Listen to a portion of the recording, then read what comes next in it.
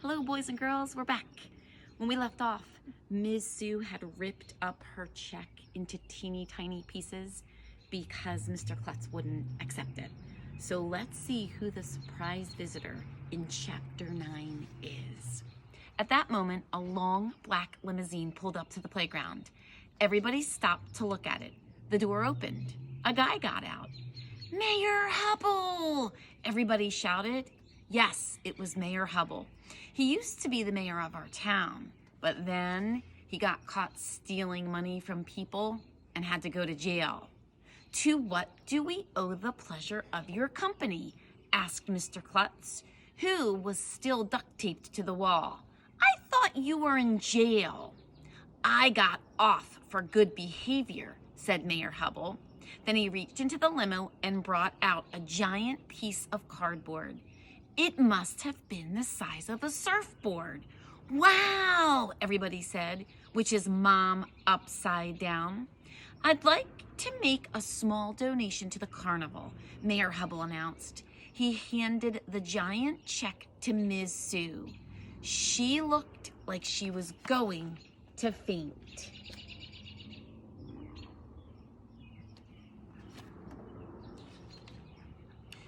"You're giving us $1,000? Ms. Sue said. I don't know how to thank you, Mayor." "No need to thank me," said Mayor Hubble. "I feel that it is very important to support our schools and blah, blah, blah. Community, blah, blah, blah. Children, blah, blah, blah, blah, blah. America, blah, blah, blah." He went on like that for a while. Everybody was crying with joy and taking pictures of Ms. Sue holding the big check. Mayor Hubble went through the crowd, passing out buttons and bumper stickers, shaking hands, making peace signs, and kissing babies.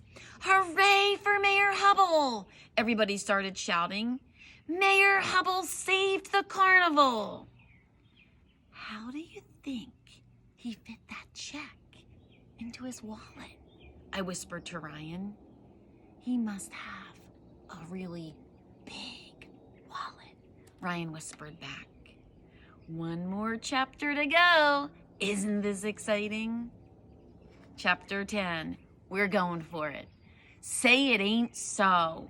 Because of Ms. Sue and Mayor Hubble, the elementary school carnival was a big success. Altogether, we raised $5,300. That would be more than enough to buy new playground equipment. The parent volunteers started cleaning up and taking down the booths. People started heading for their cars. That's when the most amazing thing in the history of the world happened. A police car pulled up. 2 policemen got out. They went over to Mr. Klutz, who was still duct taped to the wall. "Mr. Klutz," said one of the policemen, "you're under arrest. We're taking you to jail." The other policeman cut the duct tape with a knife so Mr. Klutz could get off the wall. "Oh, yes," Mr. Klutz said, laughing. "I almost forgot. I promised that I would spend a night in jail if we raised $5,000. Well, goodbye, everybody. I'll see you bright and early on Monday." "Monday?" said the first policeman as he slapped a pair of handcuffs on Mr. Klutz. "Don't count on it, Buster. You're going away for a long time. We got an anonymous tip that you stole money from the school carnival." Everyone gasped. "What are you talking about?" asked Mr. Klutz. "I didn't steal any money. It's all right there in the money box. Go ahead, open it." Ms. Sue brought over the money box. "How much money is in that box, ma'am?" asked the second policeman. "Count it to make sure." Ms. Sue opened the money box.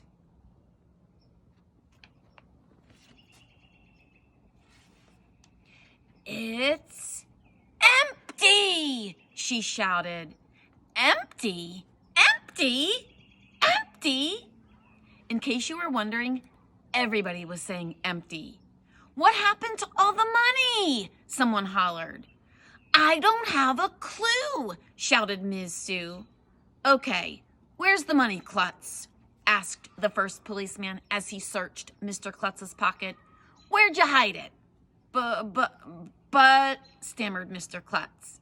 Me and the gang started giggling because Mr. Klutz kept saying but, which sounds like but, even though it only has one T. You have the right to remain silent, said the second policeman. Anything you say will be used against you, and blah, blah, blah. How could you do it, Mr. Klutz? One of the parents yelled.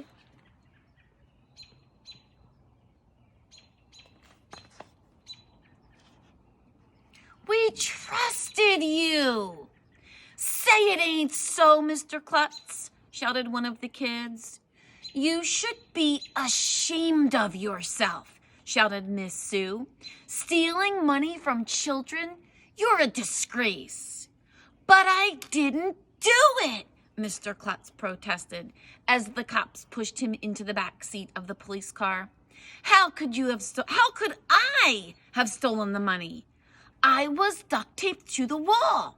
The kids were throwing Nerf balls at me. Tell it to the judge, Klutz, the first policeman said as he slammed the door shut. We're sending him away to the big house for a long time, said the second policeman as he got into the front seat. The police car drove away. It must be nice to live in a big house, I said, after they left. The big house means jail, dumbhead, said Andrea, rolling her eyes. I was going to tell Andrea that her face should be put in jail, but I didn't get the chance because that's when the most amazing thing in the history of the world happened. Somebody bumped into me. It was Mayor Hubble. He was walking really fast toward his limousine. After he bumped me, I turned around and looked at him. There were dollar bills sticking out of his pockets. I didn't know what to say. I didn't know what to do. I had to think fast. It's Mayor Hubble, I shouted. He stole the money. Get him, somebody yelled.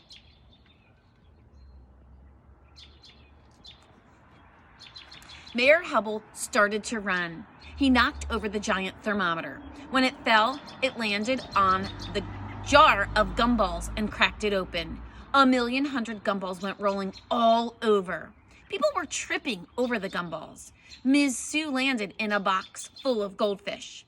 Something poked a hole in the moon bounce and it started deflating. Dr. Moo got loose and rammed into the dunk tank. Water was pouring all over the place. Everybody was freaking out. Run for your lives, shouted Neil the nude kid. The ponies have escaped, somebody shouted.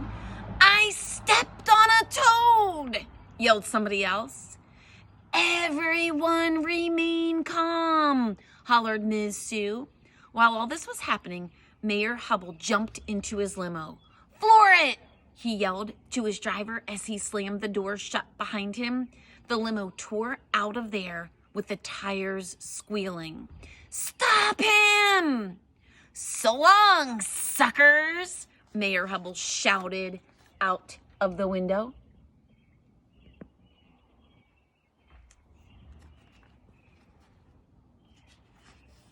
Well, that's pretty much what happened at the school carnival. I might have added a few things just so you wouldn't get bored. It looks like we're not going to get new playground equipment after all. Maybe next year, one of the other parents will be in charge of fundraising. Maybe the police will let Mr. Klutz go and catch Mayor Hubble before he escapes with all the money. Maybe I'll sell my sister's American Girl doll collection. Maybe people will stop talking about boats all the time. Maybe the next book will be Miss Mitzi is Ditzy. Maybe my dad will stop trimming his ear hair and kissing toads. Maybe we'll get personal robots to carry our backpacks. Maybe we'll get a zip line for the playground.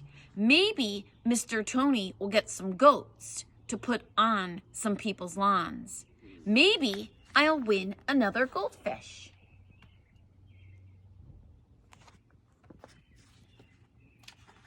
Maybe Dr. Moo will drop another cow pie in the playground. Maybe Ms. Sue will find somebody to take Alexia's college fund. But it won't be easy. Oh man, I thought for sure they were gonna catch Mayor Hubble. Tomorrow, kiddos, I'll pick a new book and we'll start something new. Have a great night.